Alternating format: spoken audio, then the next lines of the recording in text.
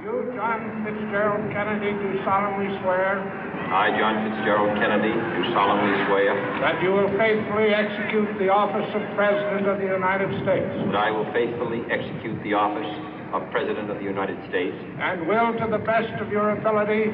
And will, to the best of my ability. Preserve, protect, and defend the Constitution of the United States. Preserve, protect, and defend the Constitution of the United States. So help you God. So help me God.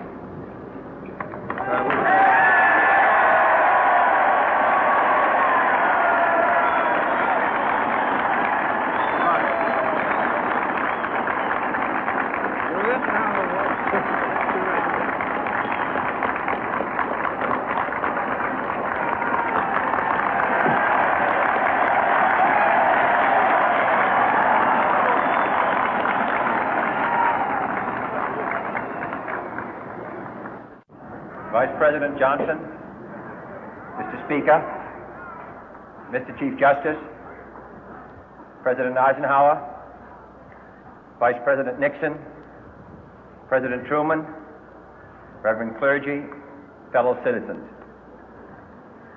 We observe today not a victory of party, but a celebration of freedom, symbolizing an end as well as a beginning, signifying renewal as well as change. For I have sworn before you and Almighty God the same solemn oath our forebears prescribed nearly a century and 3/4 ago. The world is very different now, for man holds in his mortal hands the power to abolish all forms of human poverty and all forms of human life.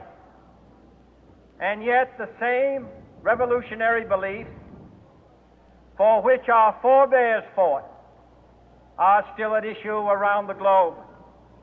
The belief that the rights of man come not from the generosity of the state, but from the hand of God. We dare not forget today that we are the heirs of that first revolution. Let the word go forth from this time and place to friend and foe alike that the torch has been passed to a new generation of Americans born in this century, tempered by war, disciplined by a hard and bitter peace, proud of our ancient heritage, and unwilling to witness or permit the slow undoing of those human rights to which this nation has always been committed and to which we are committed today at home and around the world.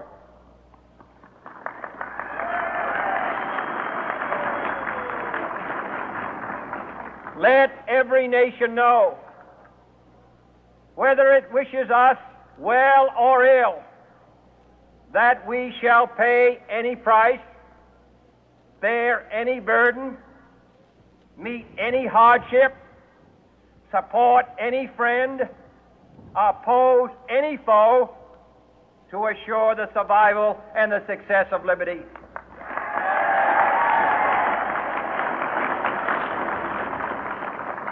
This much we pledge and more.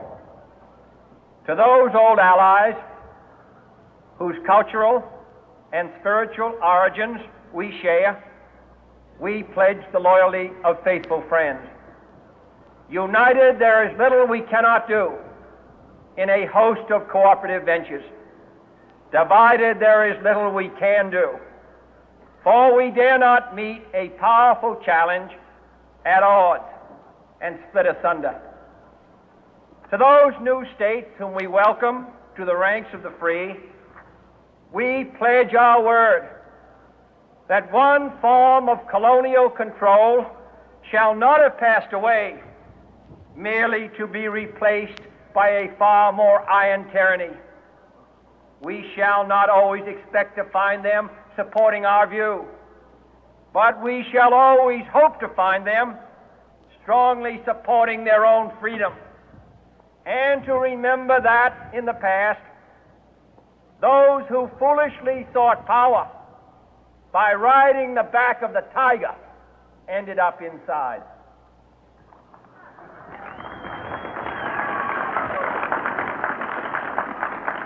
To those people in the huts and villages of half the globe struggling to break the bonds of mass misery, we pledge our best efforts to help them help themselves for whatever period is required, not because the communists may be doing it, not because we seek their votes, but because it is right. If a free society cannot help the many who are poor, it cannot save the few who are rich.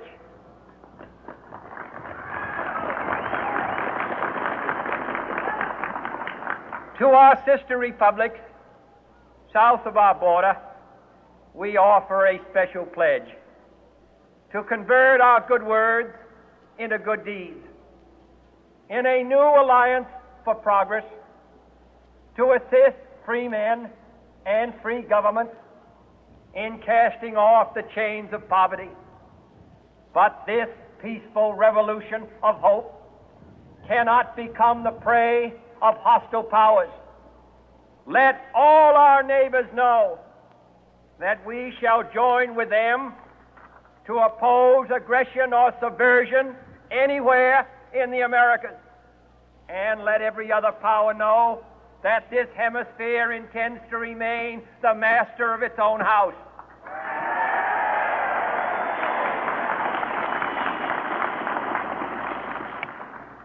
To that World Assembly of Sovereign States, the United Nations, our last best hope, in an age where the instruments of war have far outpaced the instruments of peace, we renew our pledge of support to prevent it from becoming merely a forum for invective, to strengthen its shield of the new and the weak, and to enlarge the area in which its writ may run.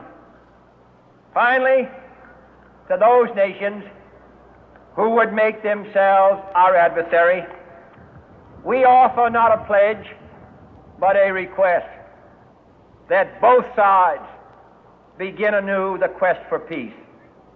Before the dark powers of destruction, unleashed by science, engulf all humanity in planned or accidental self-destruction, we dare not tempt them with weakness, for only when our arms are sufficient beyond doubt can we be certain beyond doubt that they will never be employed. But neither can two great and powerful groups of nations take comfort from our present course, both sides overburdened by the cost of modern weapons, both rightly alarmed by the steady spread of the deadly atom, yet both racing to alter